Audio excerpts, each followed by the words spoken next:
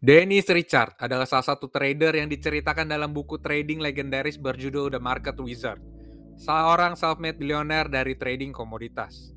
Di buku ini diceritakan kalau Dennis Richard melakukan eksperimen apakah orang biasa yang tidak punya pengetahuan dan background tentang trading bisa belajar dan sukses dalam trading. Lalu Dennis merekrut 23 orang yang tidak punya background ekonomi atau trading dan mengajari mereka cara tentang trading. Hasilnya, 23 muridnya berhasil menghasilkan untung jutaan dolar dari trading.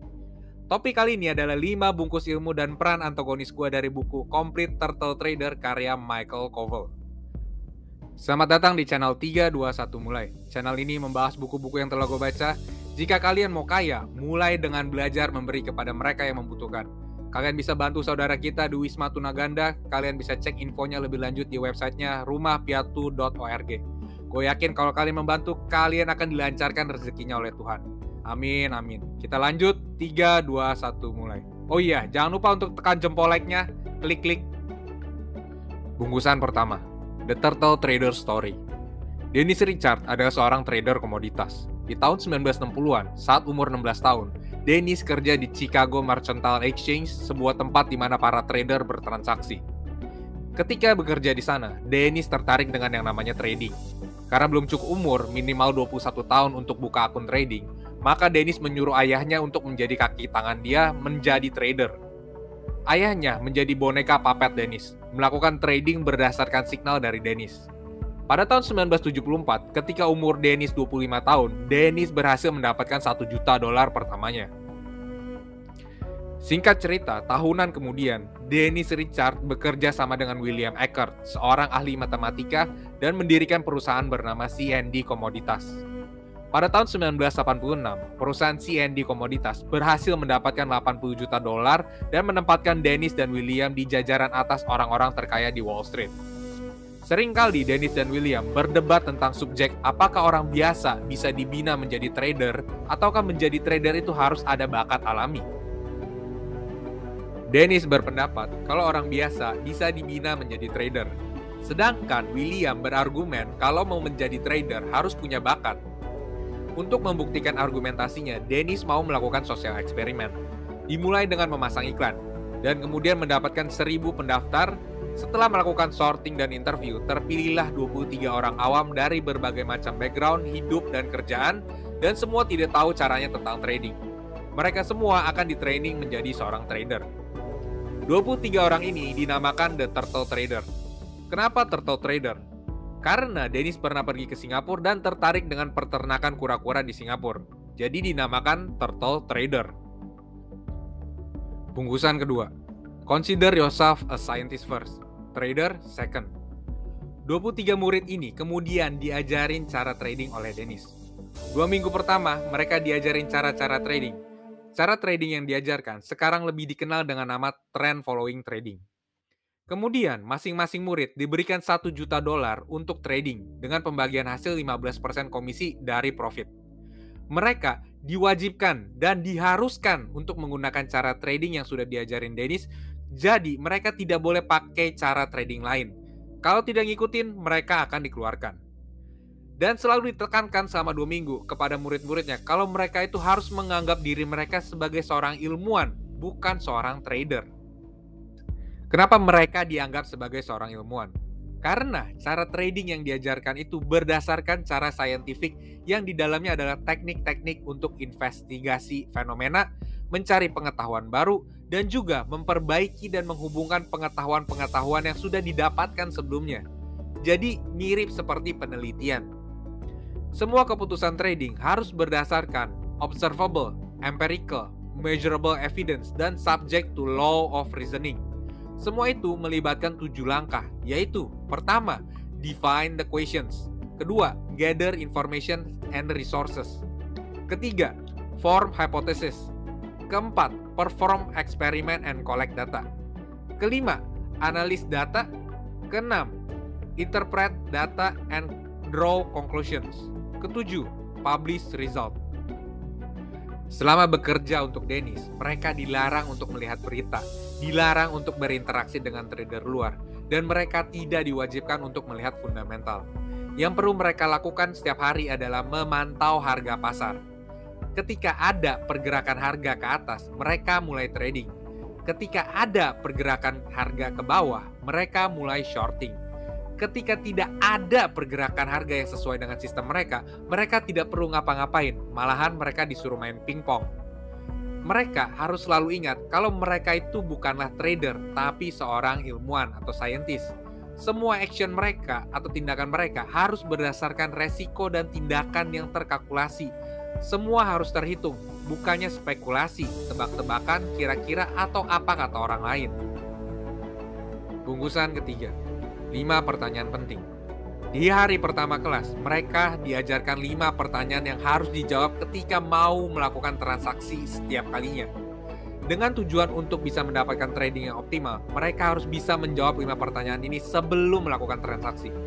Pertama, what is the state of the market? Intinya, di harga berapa pasar sedang trading? Kalau Microsoft trading di harga 40, maka itu adalah market state-nya, 40. Kedua, what is the volatility of the market? Muridnya diwajibkan untuk tahu dalam keseharian berapa banyak harga yang naik dan turun. Kalau Microsoft punya average trade di harga 50, tapi sering naik turun di harga 48 dan 52, maka volatilitasnya adalah 4. Semakin tinggi volatilitasnya, maka akan semakin beresiko tradingnya. Ketiga, what is the equity being traded? Muridnya harus tahu berapa banyak dana uang yang dipunya setiap saat. Mereka harus beradaptasi dengan dana yang mereka punya setiap kalinya. Contohnya, jika hari ini mereka punya dana $1.000 dan rugi 2%, maka esokannya mereka harus trading dengan mindset dana $9.908, bukan lagi dengan mindset dana $1.000. Dan seterusnya begitu, dan begitu juga ketika dananya bertambah. Keempat, what is the system or the trading orientations?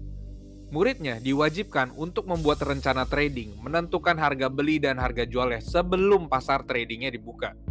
Jadi jangan lagi bertanya-tanya kalau Google kena di 500 gue beli nggak ya? Atau gue jual ya kalau Google kena di 500. Mereka diajarin teknik dan cara untuk masuk dan keluar, kapan untuk beli dan jual pada setiap market, pada setiap waktu berdasarkan pergerakan harga. Mereka punya 2 sistem pertama dan sistem kedua. Sistem ini akan menentukan kapan masuk dan keluarnya.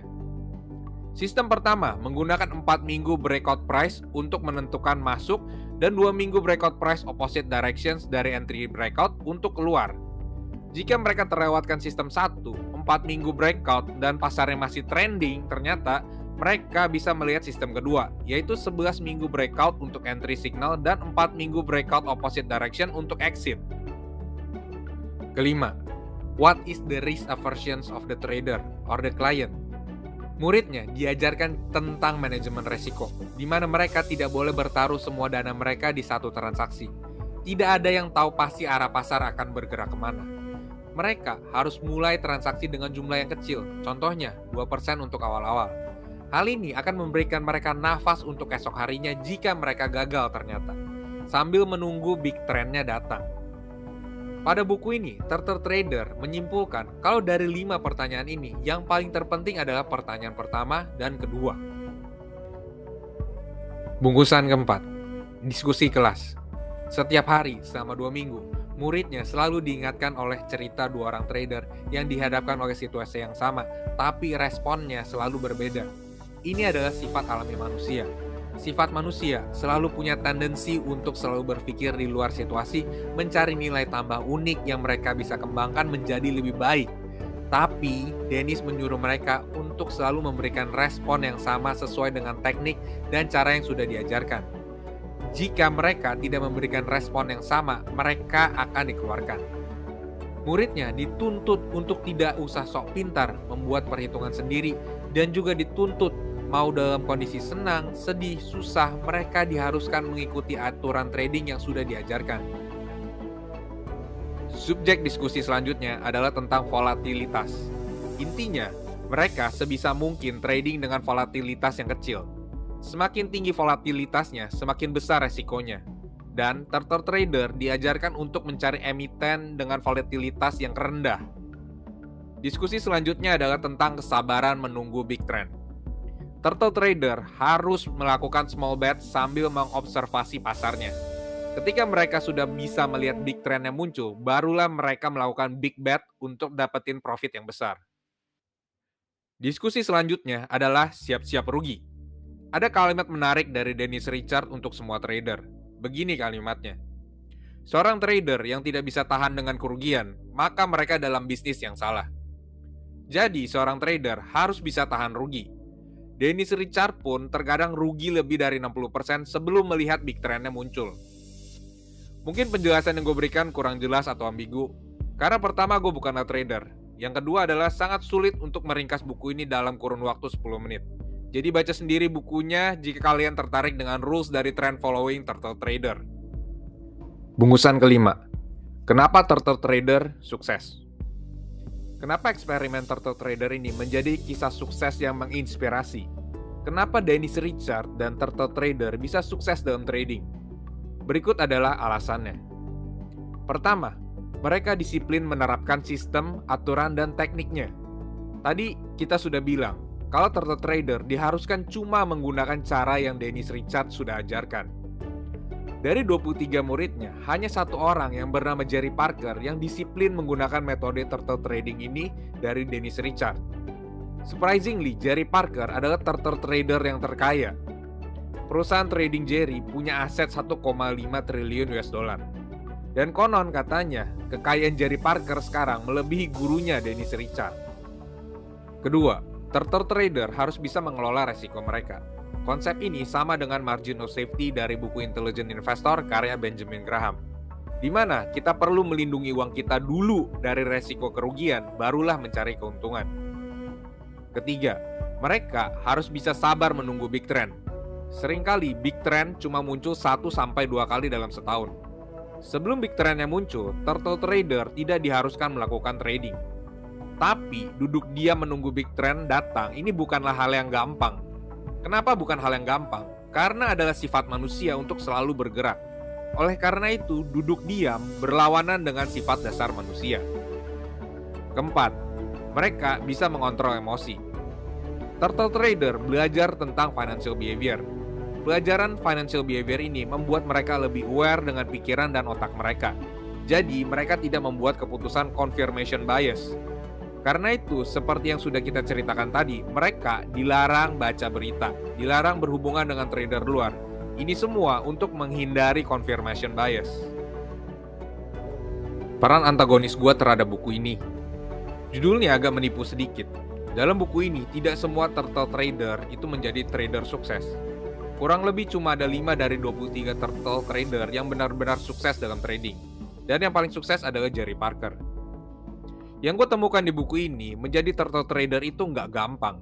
Karena seiring perjalanan di mana banyak member yang melakukan perubahan pada teknik trading turtle trader yang aslinya.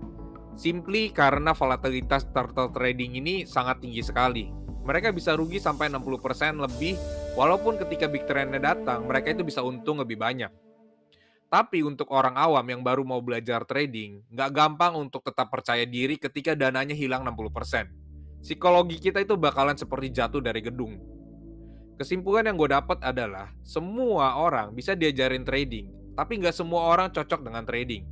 Bukan karena alasan kepintaran, tapi lebih ke alasan dasar psikologi manusia yang bertentangan dengan psikologi yang dibutuhkan untuk menjadi trader sukses. Singkat cerita, video ini bukanlah saran finansial, melainkan dibuat untuk entertainment semata. Kalian bisa baca sendiri bukunya untuk lebih detailnya, dan jangan lupa untuk di-like. Sampai jumpa di video berikutnya. Cheers, guys!